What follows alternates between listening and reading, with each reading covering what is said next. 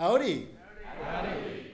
It is so great to see you all here. I'm Raymond Robertson, the director of the Mosbacher Institute for Trade, Economics, and Public Policy. And I wanted to thank everyone for coming to join us in person tonight, and also everyone on Zoom. We're really glad you can join us one way or another, and we are always, of course, especially thankful for those of you who do join us in person, because we get the fellowship and the reception, and it's really fun to see you. And I wish I could have talked to all of you, but hopefully I'll catch you next time. It's really an honor for me to welcome you all to A Country in Crisis, Perspectives on Venezuela's Humanitarian, Political, and Economic Challenges, which is part of our Other Side of the Border, Ties That Bind and Issues That Divide series, which brings in practitioners for the border and Mexico and the rest of Latin America. Before I continue, of course, I'd really like to thank our sponsors, especially the Scowcroft Institute for International Affairs, directed by Andrew Natsios. These programs could not happen without their great support, and we're really excited to be working with them and look forward to continue working with them going forward.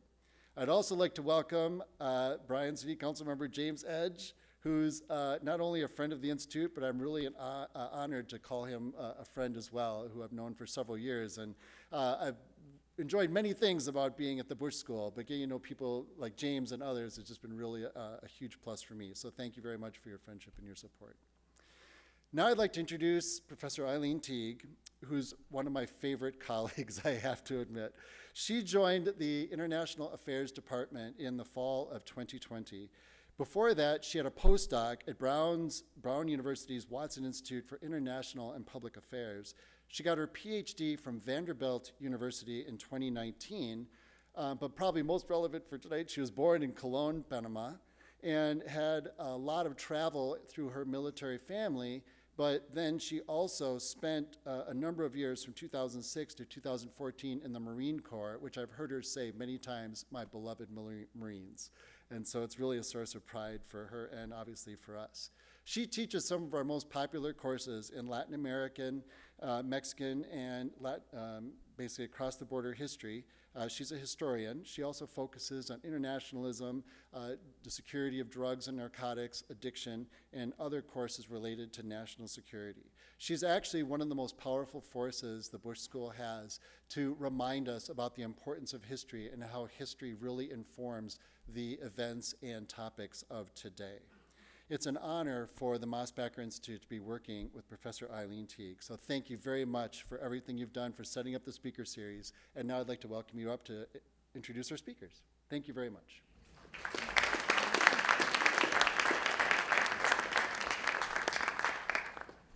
Good evening, everyone. Thank you so much for joining us for our event this evening.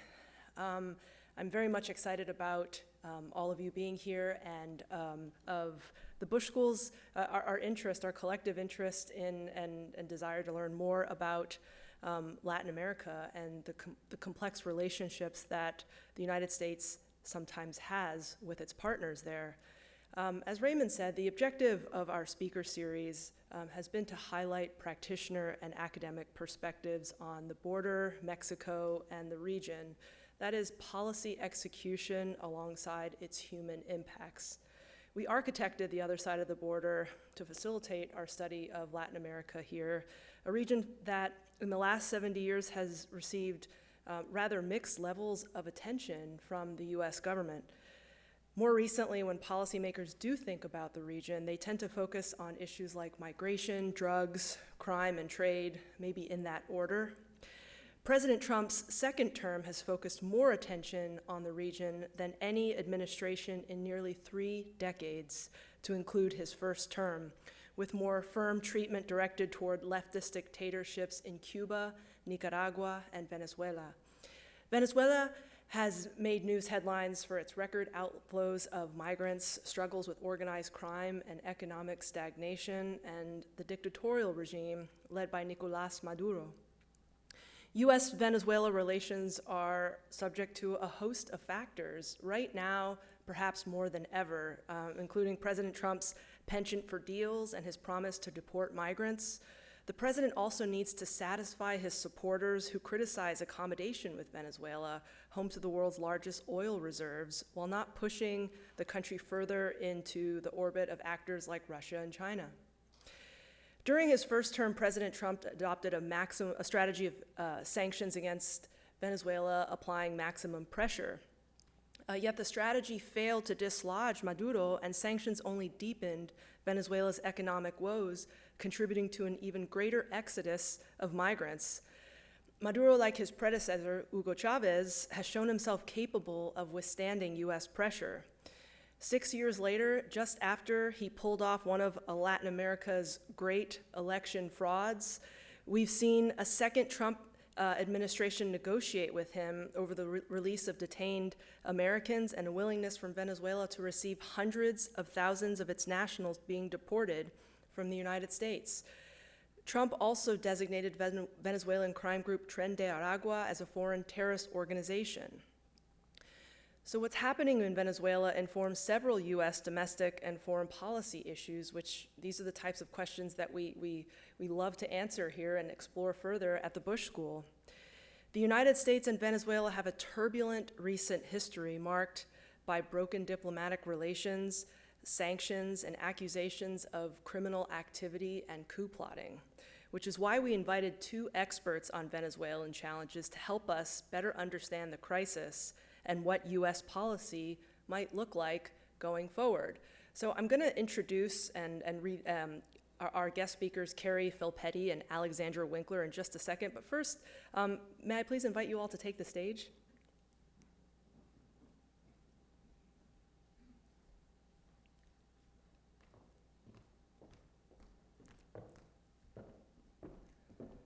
Thank you.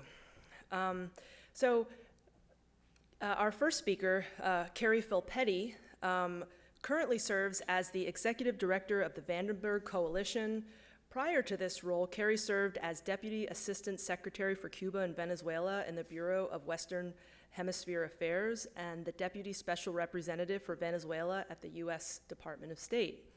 Carrie also served as the Senior Advisor to the Havana Incidents Task Force, where she was responsible for coordinating an interagency effort to address the causes of unexplained health incidents affecting US personnel and identifying proper long-term mechanisms. Prior to these roles, Carrie also served as Senior Policy Advisor for the United States Mission to the United Nations, where she advised US Ambassador Nikki Haley on issues related to the Western Hemisphere. We will, and I'll just go ahead and also introduce our second speaker so that we could just go one after the other, will be Alexandra Winkler, who is a senior associate in the Americas program at the Center for Strategic and International Studies. She is also a former deputy mayor of El Hatillo, one of the 5 municipalities of the capital city of Caracas, Venezuela. Within that role, she was recognized for her social policy innovations and promotion of public-private partnerships to help alleviate the impact of the worst humanitarian crisis in the Western Hemisphere. Ms. Winkler has over 15 years of experience in areas such as public policy, strategic communications, crisis management, and organizational transformation. Before entering public service, she consulted for international companies and multilaterals throughout Central and South America, a career that she continues from Washington, D.C. Today.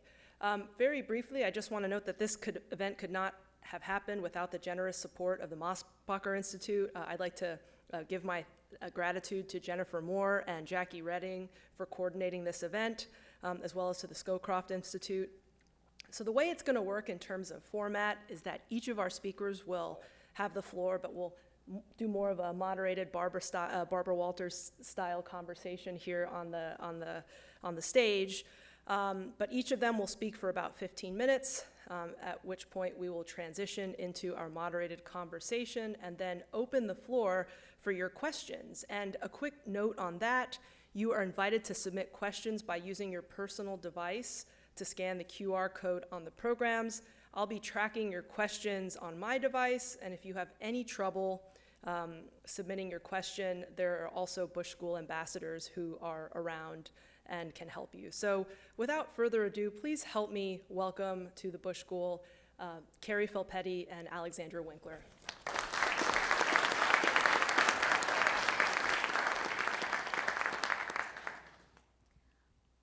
Well, I've been told to say howdy to everybody, so I'm really happy to be here. Thank you so much for inviting me. Really honored to share the stage with Alexandra, who's really been such a powerful force for change in Venezuela, both when she was living there as well as now. Just out of curiosity, how many of you consider yourselves Venezuela watchers, sort of very intimately familiar with Venezuela? I see a couple of hands.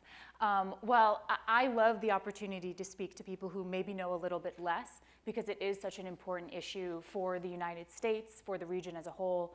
So what I'll do is start by giving a little bit of a background. It is going to be the briefest overview of a very complicated topic. So for those of you who are close watchers, please forgive the brevity of my summary.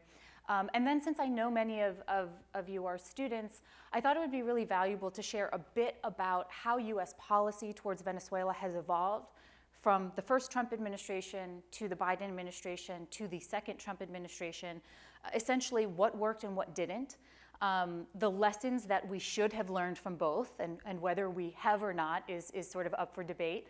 And then I'll share a little bit of my expectations, but more importantly, my hopes for what the second Trump administration will bring as it relates to policy towards Venezuela. So just as a very brief overview, I'm going to start in 2018, which is not really the appropriate place to start, but the quickest. So in 2018, we saw the latest in basically a series of unfree and unfair elections in Venezuela. I should note that Venezuela was once the wealthiest, most educated country in Latin America that brought democracy to the region as a whole. And so we started to see this sort of democratic decline over many years. And in 2018, there was the latest of these unfree and unfair elections, this time electing Nicolas Maduro, who had been essentially Chavez's hand-picked successor from 2013 onward.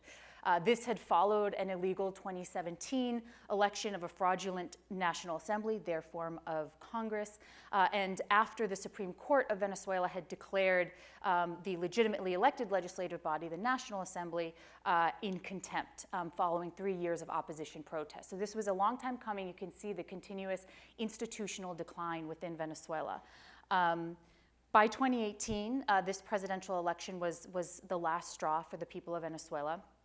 And the same day that I took on one of my roles as the Deputy Assistant Secretary for Cuba and Venezuela at the Department of State, that was the day that the Venezuelan opposition invoked a constitutional article that indicated that in this moment, the absence of a legitimate president, the president of the National Assembly will become president of the country with the goal of establishing free and fair elections. This became known as the interim government, led by a gentleman by the name of Juan Guaido. We are now, 5-6 years from that.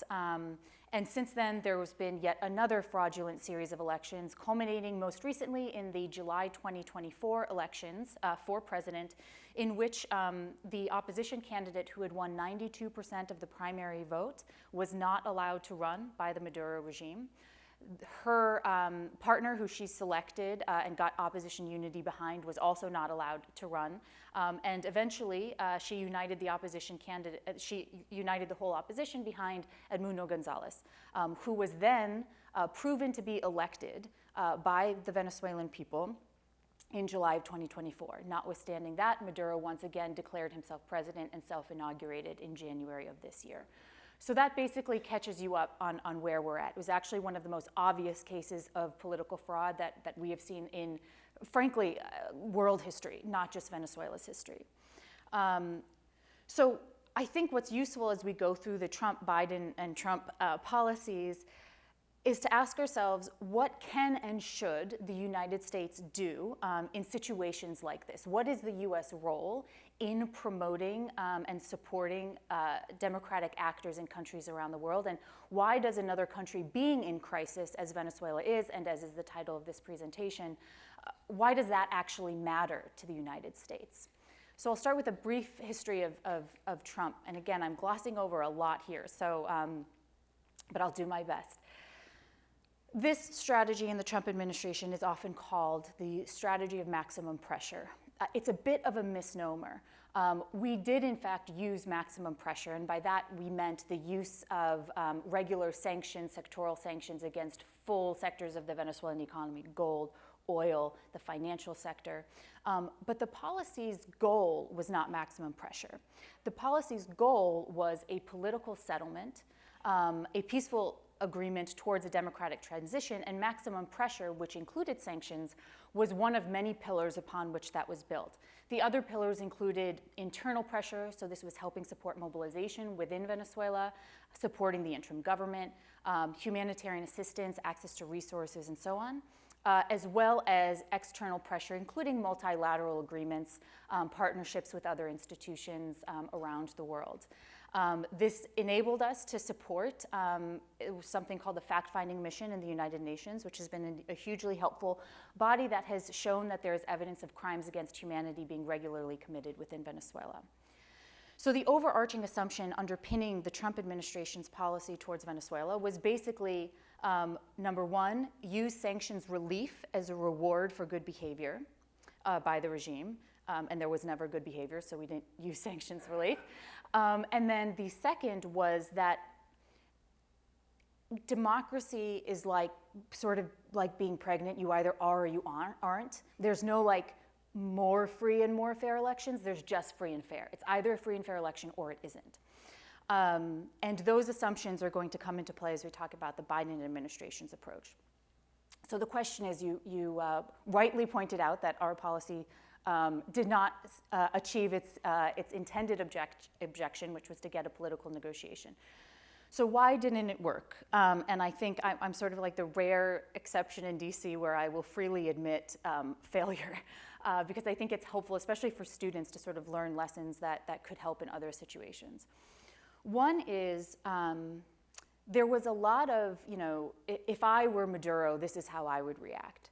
And the problem was none of us were. None of us had his underlying assumptions. None of us had his personality, his set of fears, his set of expectations.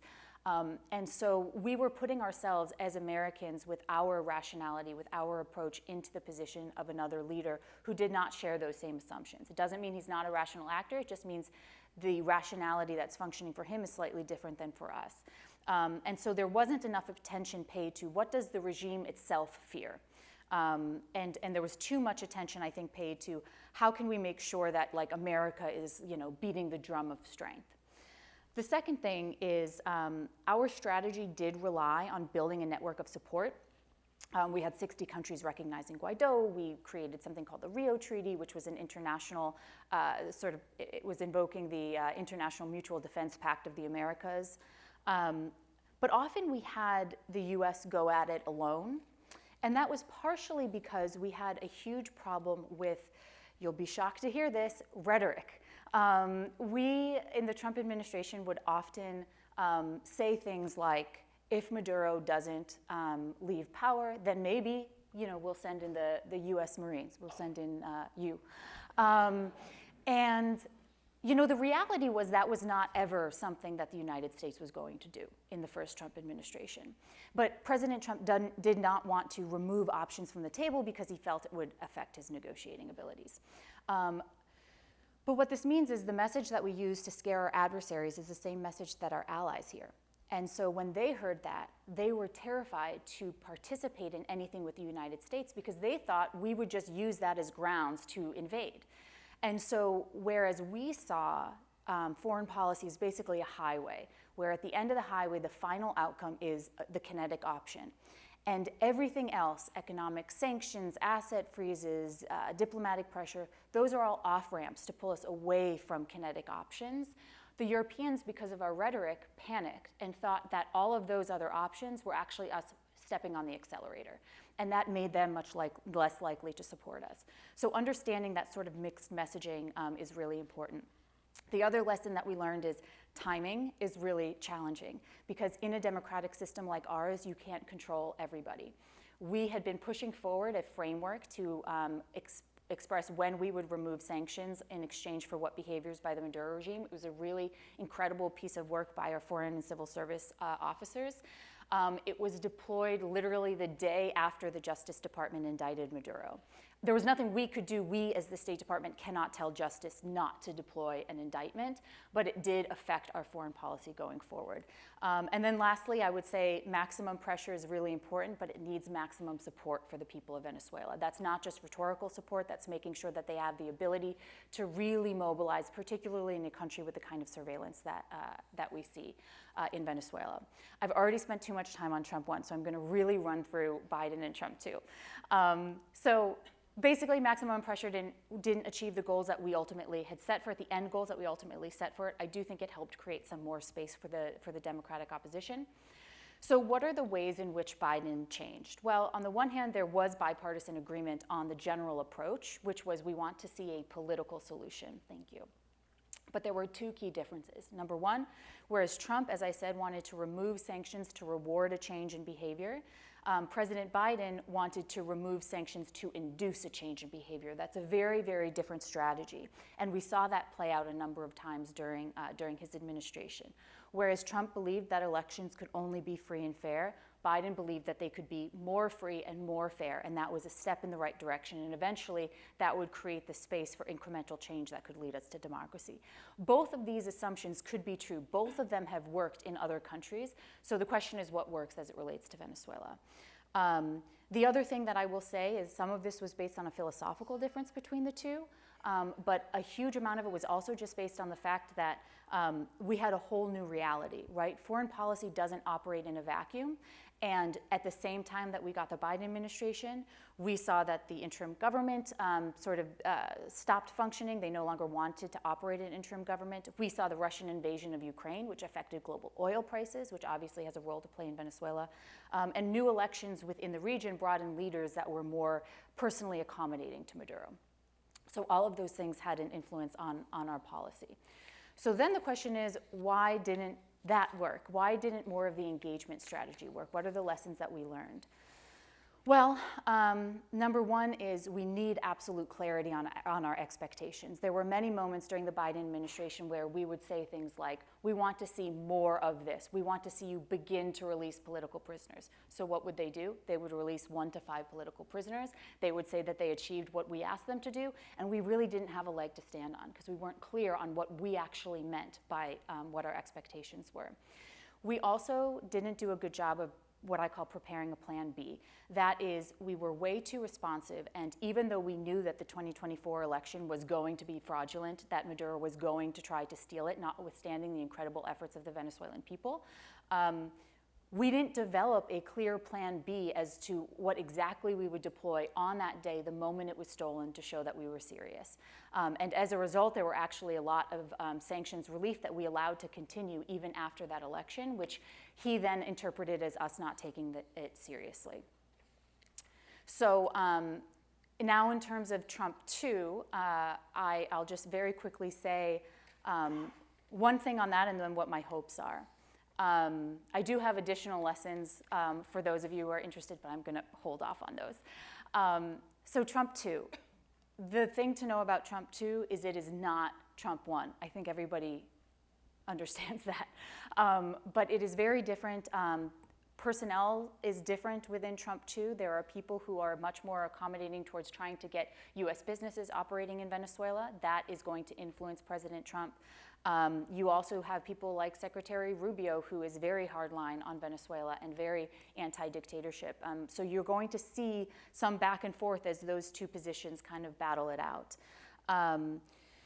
You also are going to see, in this instance, immigration really overwhelming some of the foreign policy decisions. So immigration policy really should be a combination of domestic law enforcement plus our foreign policy objectives in the region. I do not think it's useful to prioritize immigration over foreign policy or foreign policy over immigration. In an ideal world, we should not be offering relief to dictators in exchange for them taking back illegal immigrants, at the same time that we shouldn't be allowing citizens of foreign countries to regularly violate American sovereignty because we don't want that nation to feel antagonized, right? Both of these policies should be working toward each other, but as we are seeing now, the immigration question is really overwhelming the direction of the Trump administration, and specifically as it relates to Venezuela. And of course, the region is moving farther away from the United States. The alliance structure, we can talk about why, is in a challenging moment, not just US-Europe, but US-Latin America as well. And much of that has to do with the rise of China. So I'll end with a few quick points that if I were advising the Trump administration, what do I think are really important for them to bear in mind? What do I think it's important for you all to bear in mind? Number one, the US has core national interests in preventing Maduro from continuing his illegal reign. This is in addition to stopping illegal immigration, which has been weaponized by Nicolas Maduro, but Maduro is also the vessel for Cuban, Russian, and Iranian interference in Latin America, as evidenced by Iranian nationals using Venezuela as a base from which to plan assassination attempts against the sitting US president and kidnapping efforts against Americans. Number two, and this is really important, time is not on our side. With much respect to the academic world, in foreign policy, there is a daily cost to Venezuela, to Venezuelans, to Venezuelan leaders, to their families, every day that we do not solve this crisis. And there's a daily cost to the United States as well, because it is going to continue illegal immigration flows throughout the region, including to the United States. Number three, this shouldn't need to be said, but Venezuelans are not criminals, okay? They are not economic migrants. Other than those that the Maduro regime has really weaponized to illegally cross our borders, they are on the whole refugees and asylum seekers. And lumping them in with Tren only feeds into Maduro's false narratives that are intentionally created to demonize Venezuelans in the US to try to get support for us abandoning the people of Venezuela and their cause. So we have to be really mindful of where that narrative comes from. Fourth, the root cause of immigration from Venezuela is Nicolas Maduro, full stop. If we don't get rid of Nicolas Maduro, we will continue to see a rise in immigration flows, including the rise of weaponized immigration flows that are coming from Maduro. Number five, while much has changed against US interests in getting a democratic transition, it's very important that we recognize where the hope and the optimism is. Yes, we have seen Maduro's intransigence and obvious fraud. Yes, we have seen the lack of support from key Latin American allies. But notably, the Venezuelan opposition is united. It is led by true champions of pragmatism, democracy, and principle by Maria Corina Machado and Edmundo Gonzalez. And they have exposed beyond a shadow of a doubt the lies underpinning the Maduro regime. They have exposed the fraud of the election, and this is precisely the kind of ally that the United States wants, right? True champions who fight for their people and their cause and are only looking for support and amplification of their leadership to the United States and not to fight on their behalf. And then last but not least, our policy towards Venezuela is not just for Venezuela's sake. You know, the namesake of my organization, Senator Vandenberg, spoke about an enlightened self-interest, that we engage with the world, quote, primarily for our own sake. And what that means here is this is for all democracy advocates around the world. As I started, Venezuela was a bastion of freedom. It was the richest, the most educated, most democratic nation in South America. Her descent into dictatorship is a lesson for all of us about what can happen to a thriving nation because of the ambitions of a narrow few, and whether we are able to collectively support the people of Venezuela as they restore their nation will inform the future of democratic movements around the world, the future of American allies around the world. So it is critically important that we do not abandon the Venezuelan people, both for their sake and for ours. And with that much over 15 minutes, I hope not too much over 15 minutes, I will cede to Alexandra. Thank you.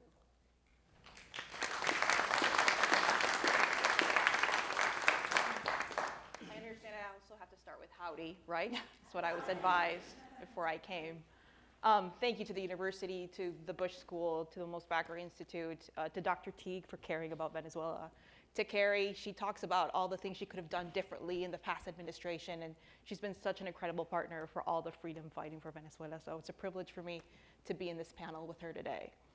I want to give a little bit more around the Venezuelan perspective. I'm a Venezolana. I lived in my country for over 20 years until I was forced into exile. Unfortunately, the world's largest migration crisis and refugee crisis does not come from a war or from a natural disaster. It comes from the man-made disaster of a brutal dictatorship that is in Venezuela, that has forced over 8 million people to flee the country. That's about a third of our population. All because it has progressively lost its democracy, its rule of law, its liberties, its institutions, because of a brutal dictatorship that has been going on for the past 25 years. Practically all my political conscience, if you can think of it that way. Dictatorship that was first led by Hugo Chavez and now continued by Nicolás Maduro, but it is still considered a criminal narco mafia state, which as of today is under investigation for crimes against humanity. Unfortunately, I had a front row seat to that man-made disaster. And one of the questions Dr. Teed asked me to address is, Alex, why do Venezuelans migrate? Why have 8 million people made the decision to flee and to leave their country? And it's not a decision we take lightly, or it's not a decision we want to take.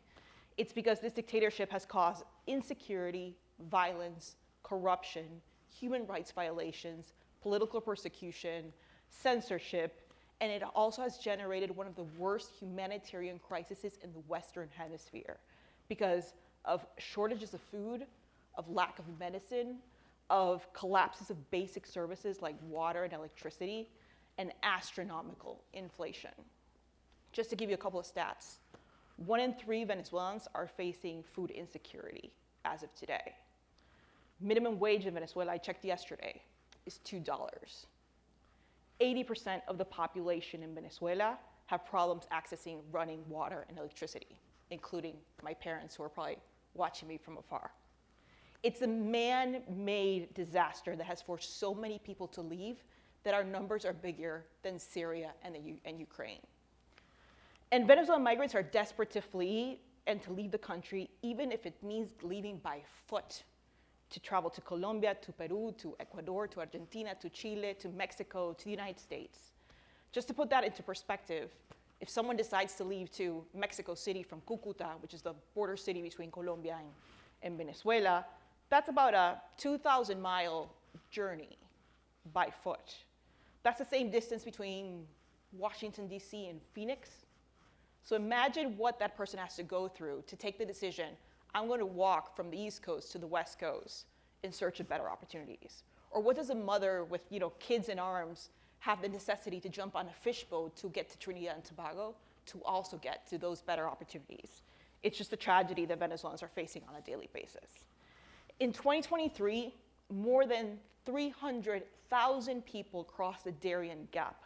The Darien Gap, if you don't know, it's a very dangerous jungle between Colombia and Panama.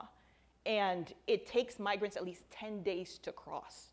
And according to United Nations, a lot of these migrants have human rights violations in the jungle, sexual violence, murders, disappearances, human trafficking, robbery, and intimidation by organized different criminal groups.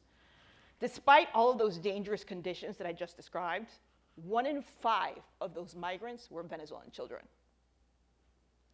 I share all of this because Venezuelans don't choose to leave their country because they want to. It's because life is unbearable. It's because they can't put food on the table. It's because they can't find that medicine for their parents who have diabetes. It's because they were tortured by the regime, or it's because they were, of course, they're like forced to exile, which of course was one of my cases.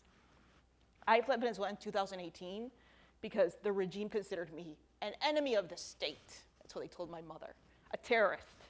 All because I led a very successful local government who had incredible opportunities in economic and social progress. We reduced crime. We were able to become the 4th most transparent municipality in Venezuela, which is huge with so much corruption. But it was because we were opposition.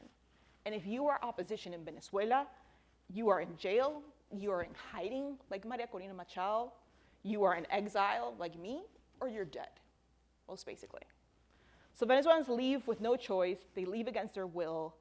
The majority of Venezuelans are extremely resilient people, hardworking people that just look to make a decent living every single day of their lives and send back a couple of bucks back home to people and family and friends they decide to leave behind.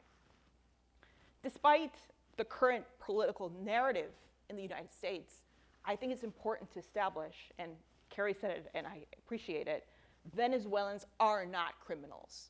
In fact, the federal judge that just postponed DHS's intentions to remove the temporary protective status just said, and I want to read this, in his ruling, Venezuelans have higher education attainment than most citizens, United States citizens, because at least 50% have a bachelor's degree. They have higher labor participation rates, 80 to 90%, and earn all of their income, and annually contribute billions of dollars to the US economy and pay hundreds more, if not to Social Security and to taxes. The criminals are the cronies in Miraflores, in the Maduro regime, who are supported, by the way, by Russia, by Iran, by Cuba, by Turkey, by China. All working together to just strengthen a really crazy geopolitical hotspot 3 hours away from Miami and undermine the United States. And Maduro is a threat to the region, it's a threat to the US national security, and the longer he stays in power, the more Venezuelans will continue to flee. The restoration of democracy is the only way to actually stop the Venezuelan migrant crisis that we're seeing today. Because Venezuelans already decided that they wanted to change, that they wanted freedom, that they wanted democracy, because we went to the ballot on July 28th of last year.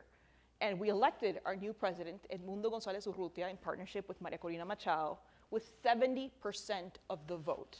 That's the largest gap in presidential modern history in Venezuela. We won by 4 million votes, so it was an absolute landslide.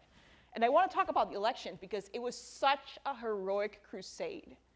First, our candidate was María Corina. She got disqualified even though we had chosen her by primaries. The regime said, no, she can't run. Then she chose someone else. They said, no, she can't run either.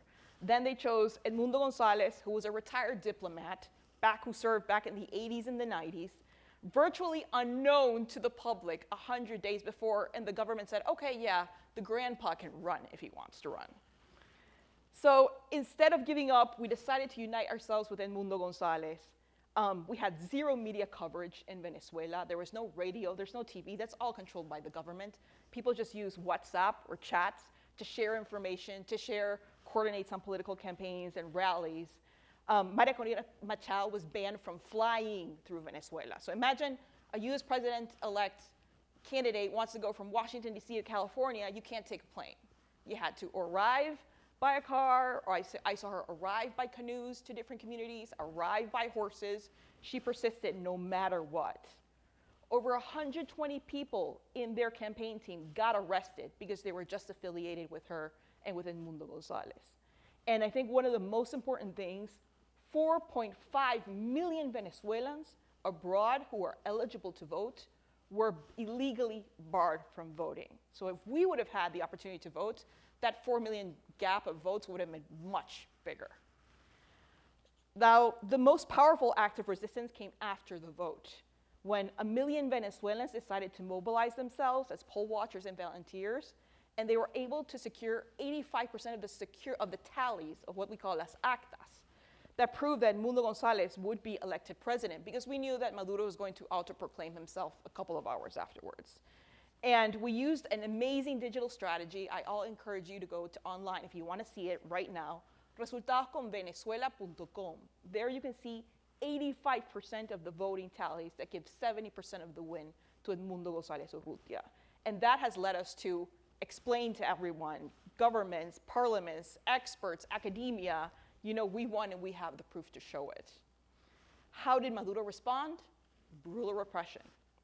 According to the United Nations fact-finding mission, the level of persecution after this election has reached unprecedented levels.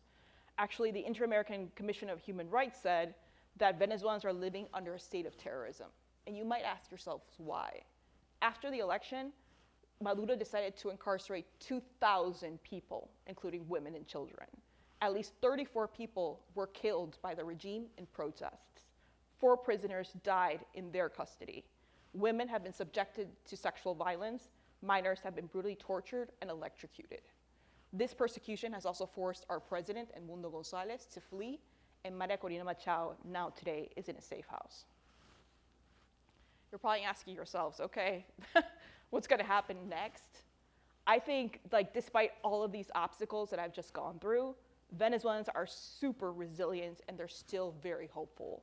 And we know that Maduro lacks the support of the people, lacks the recognition of the international community, and he just doesn't have the trust and the leadership that we have bestowed between Edmundo González Urrutia and María Corina Machado. Moreover, he lacks the sacrifice, the gut, the courage, and the unbreakable conviction of millions of Venezuelans who are inside of the country or outside of the country who are fighting for our democracy on a daily basis, no matter how much it takes or how long it takes, because thousands of Venezuelans have already paid with our lives. So Venezuelan migrants, if we want to be able to relieve that situation, we need to be able to create the incentives for Maduro to leave our country and to allow restoration of democracy. And if that happens, Venezuelans will be going home. Venezuelans want to be reunited with their families. I'll probably be one of the first ones on that plane. And we will continue to advocate to make that a reality every single day. Thank you.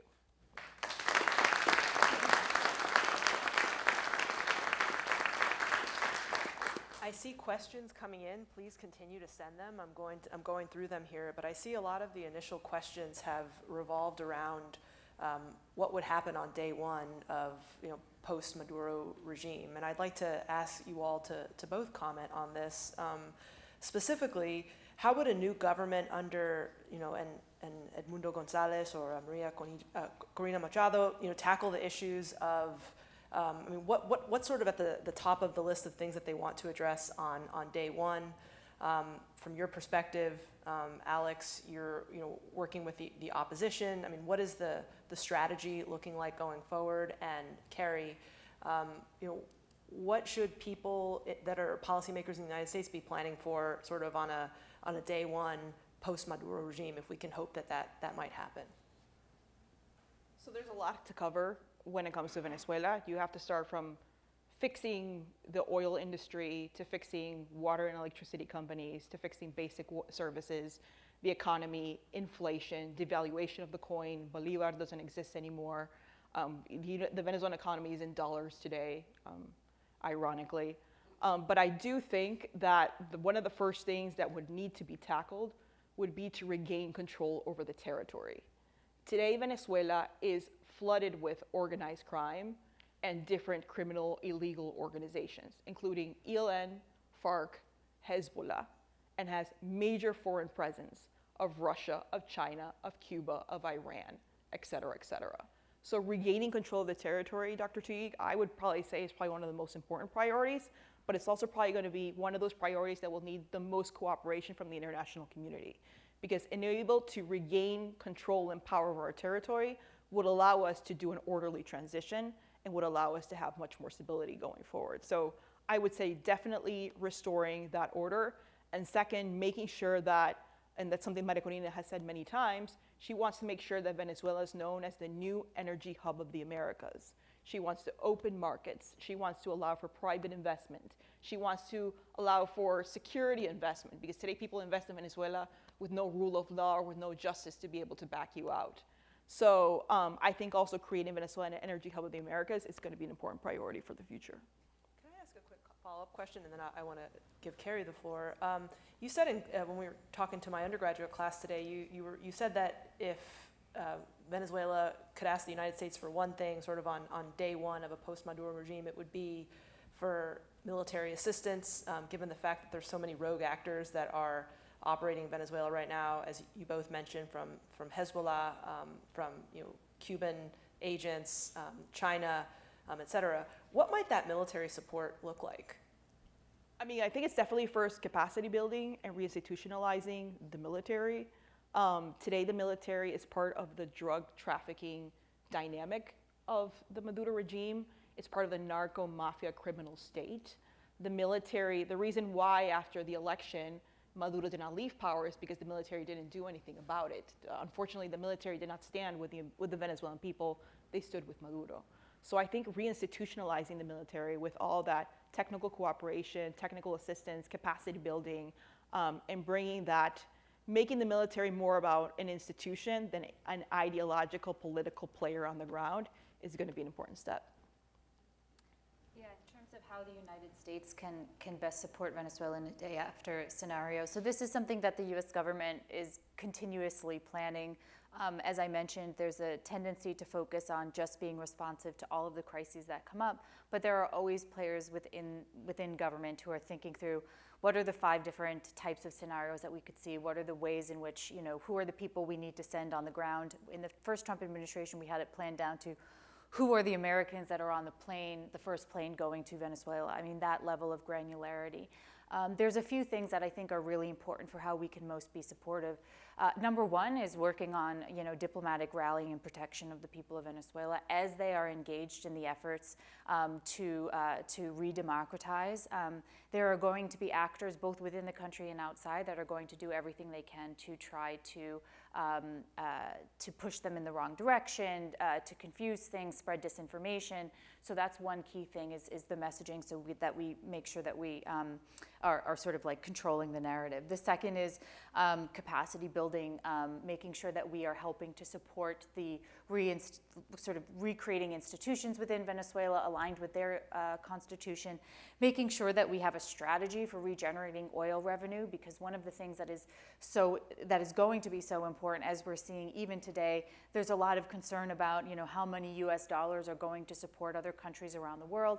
That would come up in the Venezuela context as well. So the question is, how do we make sure that we have assets that are currently owned by the Central Bank of Venezuela that can be redirected towards sort of helping with the regeneration of their oil industry, helping with some of these early programs.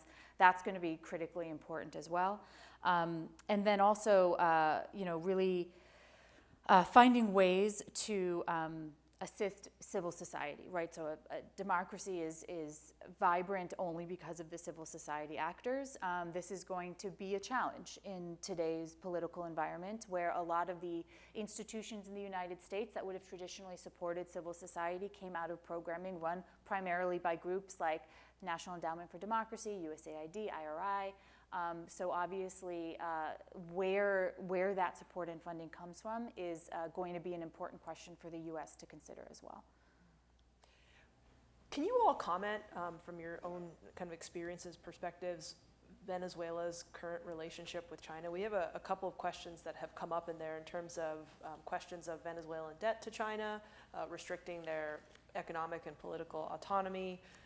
But in general, as you all see it, can you describe the current state of Venezuela's relationship with China and Russia, for that matter? I think we talked a little bit about questions of military aid, et cetera, but I would love to hear your perspectives. Do you want to start? I can start. So China, an important economical partner for Venezuela, is probably one of the partners that most buys oil at the moment with Russia. China provides all types of technology for censorship, for social control, including different internet restrictions, surveillance tools. Russia is, I know everyone thinks of China. I'm a little bit more concerned about Russia. Russia has given Venezuela $12 billion in military aid. That is Sukhoi fighter jets, 150,000 AK-47s, a lot of those that have fallen in other non-armed state groups as well, non-state armed groups like ELN and others. But it's not just China and Russia. We can't forget that Iran is, as we speak, building a military drone factory in Venezuela. We can't forget that Cuba is, there have intelligence agents embedded within different communities in Venezuela who serve as informants to facilitate arrests of opposition people or of civil society. The UN has already documented that Cubans are very much involved in the torture of political prisoners in Venezuela. So it's not just your typical China and Iran. It's also a lot of other different countries that are also creating this geopolitical hotspot in the region. I'll maybe share a little, in addition to that, just on the sort of economic component here, and maybe zoom out a little beyond just Venezuela, but speak more broadly about the region as well. There have been people who have described U.S. policy towards Latin America, particularly economic policy, over the last few years as one of benign neglect. I would say it's neglectful. I would not say it's benign. A big reason for what we're seeing is the rise of China's economic engagement within Latin America. So since China joined the World Trade Organization, its annual trade with Latin America has increased nearly 22-fold. In the same time period, the U.S. economic relationship with Latin America has only increased 2 times. At the same time, we're seeing them invest upwards of $500 billion into projects within Latin America. Many of those Latin American countries have signed on to the Belt and Road Initiative, working with China on things like telecommunications infrastructure, as Alex mentioned, surveillance. We have seen how Chinese companies are in charge of the largest communications infrastructure in Mexico. They are in charge of the civil database of Chile. They operate many of the ports throughout Latin America. And so they have specifically been involved in areas where they can eventually weaponize it if there's some kind of crisis. And what we have seen in response is many Latin American countries that once recognized Taiwan have slowly moved away from that recognition. So we're starting to see the political consequences of this. We're starting to see China increase its mineral operations and extractions within Latin America, again, as an effort to weaponize supply chains should there be any kind of conflict with the United States, kinetic or trade. And so now, after decades of the U.S. being the #1 trading partner for most countries in the region, China replaced us ever since 2017 as the #1 trading partner for 9 nations in the region, including the largest economies. So that's Brazil, Argentina, Chile, Peru. So there is this huge economic factor in terms of China's involvement. On the Iran front, it's something that also needs to be paid close attention to. Iran has had a deep relationship with Venezuela for a very long time. Many of you may remember the Iranian-American journalist who was targeted for assassination on United States soil. The plan was to take her from America by speedboat to Caracas. So there was a clear Iranian connection there. We see Hezbollah there. We've seen Hezbollah attacks against primarily against Israelis, frankly, in the region, but also against others. And they also have these huge cultural centers, Iranian cultural centers, as well as the Iranian Broadcasting Network, which operates many different Spanish language channels, recognizing that this is a means of promoting not only Iranian, but also Chinese, Russian, and Cuban disinformation. And so this is part and parcel of what I think is one of the biggest national security threats, global security threats, which is the rise of disinformation and the inability for people to even distinguish truth from fiction.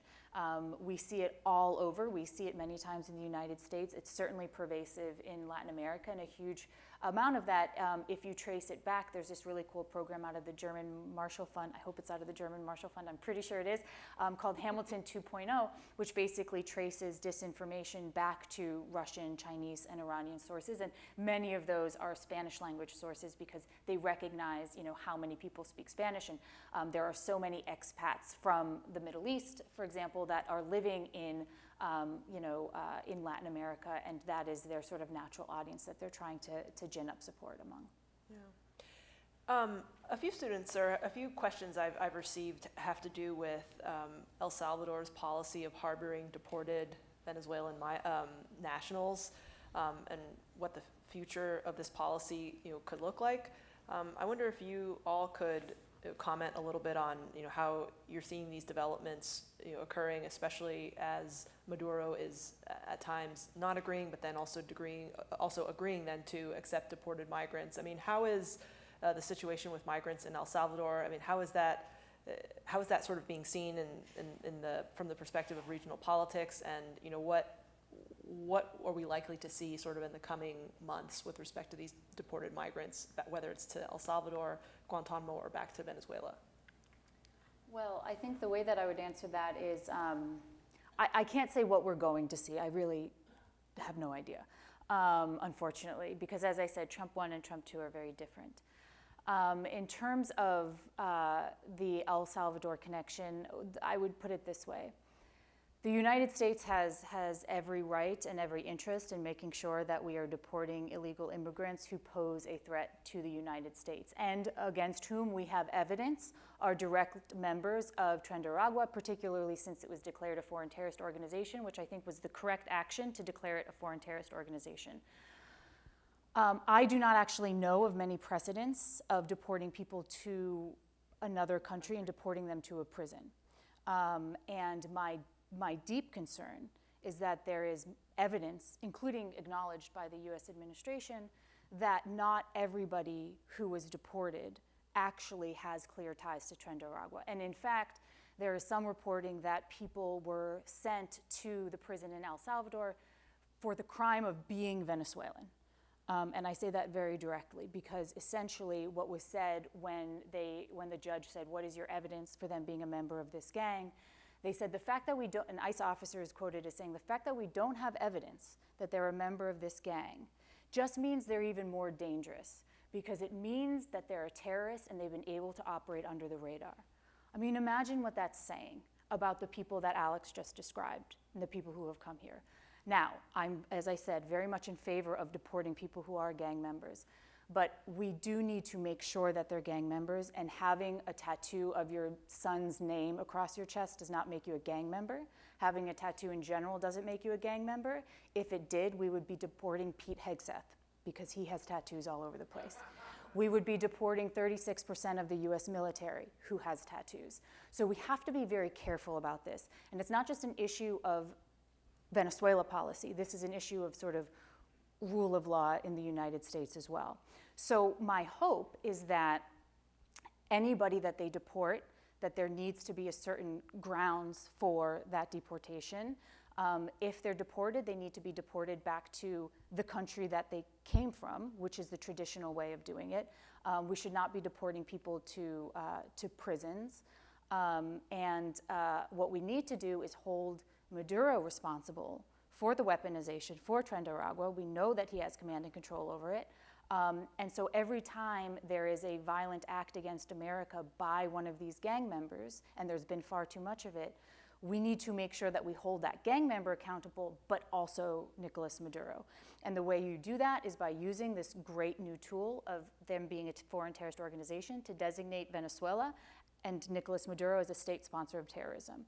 It is not something that has been done. Cuba was designated as a state sponsor of terrorism. It is a way of allowing us to use even more tools, including secondary sanctions. That, I think, would be the most appropriate sort of way to address this. I think the only thing I'll add to that is that this is part of my 25-year political trauma, is that Venezuelans in Venezuela are sent to jail without any due process, without any judge or court or hearing. So seeing that happen to Venezuelans in the United States is just as terrifying. And I think many Venezuelans who at the beginning in Trump 1 were very favorable around this maximum pressure campaign and everything that President Trump was doing, they kind of went to the ballot to vote for him again to see if he was able to oust Maduro and to be able to bring back people to Venezuela. But I think seeing what we've seen on the news and the way Venezuelans have been criminalized and treated and discriminated, a lot of Venezuelans are probably regretting their decision now, because it's more, do I go out at night, or do I leave home, or do I go to school, or I can get picked up anywhere just because I'm a Venezuelan or I have a tattoo of a star or whatever. So I think the unbearable sense of living with fear in Venezuela has also translated to now living with fear in the United States, and that just, it's not part of the life we want to have. And I just want to sort of say also, the vast majority, I don't know the exact numbers, but the vast majority of Venezuelans who are in the United States are here on status, right? They're here on temporary protected status. They're here on some kind of legal status. And that was true in the first Trump administration as well. We enacted something called DED, which is basically like TPS light. It's basically a way of saying if you get picked up and you're, Venezuelan because of the situation in your country, you won't get deported right away. It'll be deferred. And the reason we do that is because we recognize that many of the people who are here, it is actually unsafe for them to go back. And I think this is something that I supported that the Biden administration did, was implementing TPS. And I think it's important that we recognize that as much as we need to and should be deporting people who we know are known terrorists and people who are not here on any legal status, as much as the Venezuelans have been depicted as being, illegal gang members, that is a very, very small percentage of the Venezuelans who are actually here in the United States. The vast, vast majority of them are here on status and are not associated with Tren de Agua. When do you think this growing antagonism towards Venezuelans began? I mean, as a result, is the simple answer just as a result of 8 million migrants coming to the United States? Or, you all both sort of made passionate pleas for basically saying that Venezuelans aren't criminals. I mean, they're citizens, they want to go home. But to kind of bring it back here to sort of domestic US, when did our society start being antagonistic to Venezuelan migrants or to Venezuelans in general? I think what really happened was that, unfortunately, some of the highest profile and most horrific attacks against Americans, specifically young American women, that were publicized were committed by illegal Venezuelan immigrants. And unfortunately, again, it's just a very small handful of people on the whole, but these were the stories that were getting promoted in the media. And so it started to get people to associate Venezuelans with that kind of behavior. It was used very regularly during the campaign, right? Immigration was a core aspect of the campaign. And making sure, that, we're protecting American citizens from violence coming into our borders is one of the highest priorities of the United States. So I understand why there's a fear, but I think we need to sort of put in perspective, just how regular those crimes are, and that we need to treat those crimes very seriously, deport those individuals, make sure they don't get back in the country, but not demonize an entire population, 99% of whom have no relation to this kind of activity. Sure. I mean, the President of the United States is fueling that that anger, that xenophobia, that intimidation. It's going to be hard to counterattack it. I think one of the things that really troubles me a lot is that I feel like Venezuelans have been chosen to be like that external enemy to be able to be pointing at when things go wrong in this country. When it should not be the Venezuelan population, it should be Nicolas Maduro and the regime. So I think until the political narrative doesn't change, things are just going to get more critical and more sloppy. So, one question that's come up a couple times is, why exactly is Maduro still in power? I mean, I think that we've talked a lot about the fact that he's a brutal dictator. Why haven't we been able to oust him over the Well, past and then the other way of 25 asking that are, who exactly are his loyalists right now? I mean, who are the 10% that didn't vote for Maria Corina Machado, and who are the loyalists? Who are these folks? Is it just the military? Is it people in sort of security type positions? I mean, why is it that he's still in power, and why haven't we been able to remove him? So Maduro today has all powers. He has the legislative power, he has the judicial power, he has the electoral power, he has the military power, and of course he has the executive power. But once again, and I want to hone in on this is a criminal drug trafficking state. So what happens in the movies when you're not loyal to the kingpin? You get eliminated, you get killed. And if you are loyal, then you get a cut of the illicit activities, whether that be through drug trafficking, illegal mining, human trafficking, whatever. So the reason why we are in this, situation where we haven't been able to oust him is because the Venezuelan people are peaceful people who have been protesting over the past 25 years, going to marches, going to protests, going to the ballot box, voting again over the past 25 years.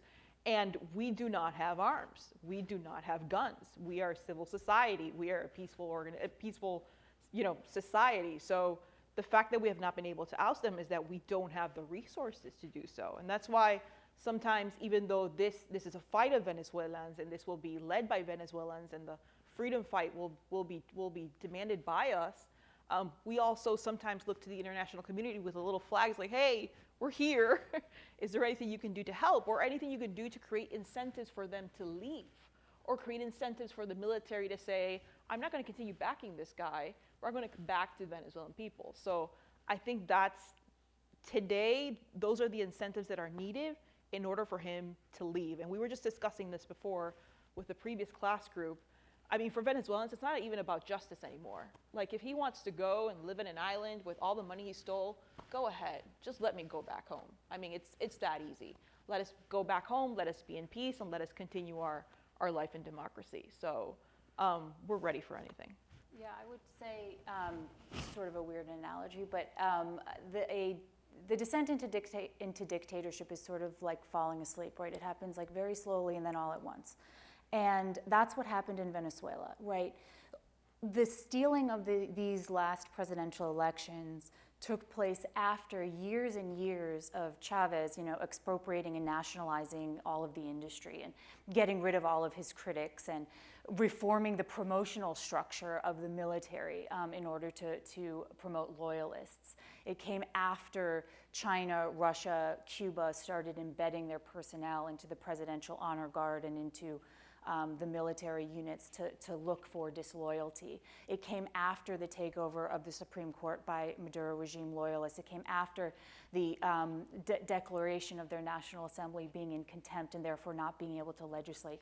So slowly, over many, many years, each institution started to lose its purpose, started to lose its power. And so what then is the recourse? What do you do if you can't get the Supreme Court to get involved? You can't get the military to stand up to its constitutional duties. You're holding elections, but they're not actually resulting in anything. The international community is kind of feckless, saying, we want you to be a democracy, but then not really doing anything to support you. When going out and protesting is only going to land you in prison, if not worse. When all of your major political leaders are forced into exile, so you don't really have the structure within the country anymore. This is what happened to Cuba as well. What are the actual tools that still exist? And that's a hard question. And so it's very easy for us in a democracy to look at another country and say, well, why aren't they just all protesting? Well, because they tried, many, many times, and they all got thrown in prison or murdered. And they continue to try, as was happening during the 2024 election, and they all got thrown into prison or murdered. So what actual recourse do you have? All of the tools that we have, that we encourage them to use, are tools that they don't anymore.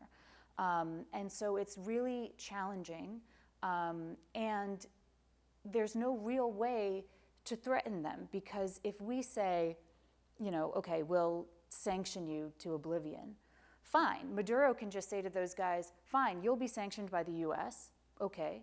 The alternative is you betray me and I kill you and your family. Like, which is more maximum pressure? So at the end of the day, it really is a complicated question. And for those people who want to go into foreign policy, it's something to really kind of battle with. How can the United States support countries in dictatorships that no longer have those tools? Ronald Reagan, one of the main things that he did that we continue to do to this day in America is really highlight individual political prisoners, really making the case for them and making it clear, that we are going to hold the regimes accountable for their safety. That's what we did with Juan Guaido, who is the president, we did it up until we didn't do it anymore, but who was the interim president of Venezuela, now also forced into exile here in the United States. Thank God Maria Corina Machado is one of the strongest leaders in the world today, who is continuing to fight for Venezuela, who is in hiding, and still doing remarkable things from there too. But she was arrested for a very brief moment of time as well. And I think it's only because of her strength and the understanding that the United States would actually respond if something happened to her, that she was let go, and showed the power of the opposition. So it's a really tough question, but I wouldn't phrase the question as why hasn't he been deposed yet. I would frame the question of what are the actual tools that could lead to something like that when all of the tools that we're familiar with are no longer available. Well, I think my next question kind of jumps right on that point, in that, what now? I asked, there's one question that said, how close are we to liberation? Which I thought was a fun one. But there's not many data point or date points up ahead. Maduro began his term recently. I'm not sure if there's any sort of regional type elections coming up. There's indefinite re-election in Venezuela, by the way. So there's an indefinite re-election. Well, I just what's sort of what now? What should we be watching for? The coming months. Now that Maduro has started this latest term, you've shared with us a lot of that I didn't necessarily know about what the opposition is doing. The energy hub, having Venezuela being the energy hub of the region, et cetera. But what now? What should we be watching for in the coming months and years? So I think, first of all, full support to Maria Corina Machado and Edmundo González Urrutia. Edmundo, since a couple of months since he left exile, he's been, journeying, touring the world, sharing our story, sharing the proof that how he won, sharing, getting advocacy for how he got elected. So I think continuing to support them, even if one's in exile and the other's in a safe house, and any of proclamations or any of their communications, supporting Edmundo González Urrutia and Maria Corina Machado is without a doubt the first thing that everyone, you want to support Venezuela in some way, it's getting connected with those diaspora groups and to be able to create more advocacy and more awareness around what's happening in Venezuela, because I'm sure all of you today have learned a lot about Venezuela just listening to us for a couple of minutes in this drastic situation. And I think the second thing I would really recommend, I think the Americans really have to look at how the current administration is using a very similar playbook to Chavez and to Maduro. Once again, I don't want to bring 25 years of political PTSD into this conversation, but the fact that we see a current administration that is creating a war on truth, that is creating a war on media, that is also talking about a third term, that is attacking checks and balances, that is attacking judges, that is eliminating economic statistic advisory offices and committees because they don't want those numbers to be out. Those are all things that Hugo Chavez did and then Maduro continued. So my reflection would be that we need to be aware of those signs and those traits so that it doesn't become too late to be able to counterattack those traits in the future, because we would never want the United States to go down the road that Venezuela has. But Venezuela in 1998, when I arrived, 3 months before Chavez was elected, never thought that was going to happen, what happened 25 years later. So that's kind of like the call that I would give to the public and to the people today, just to be aware of those things.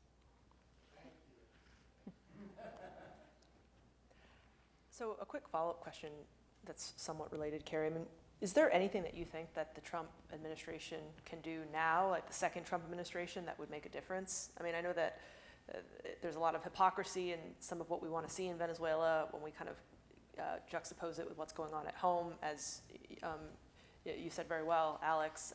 But what can the Trump administration, you think, do now that might be an inroad? Yeah, I think there's quite a few things that could be done. The most obvious one is the one Alex just mentioned, which is making sure that we're providing real support to Maria Corina and to Edmundo González.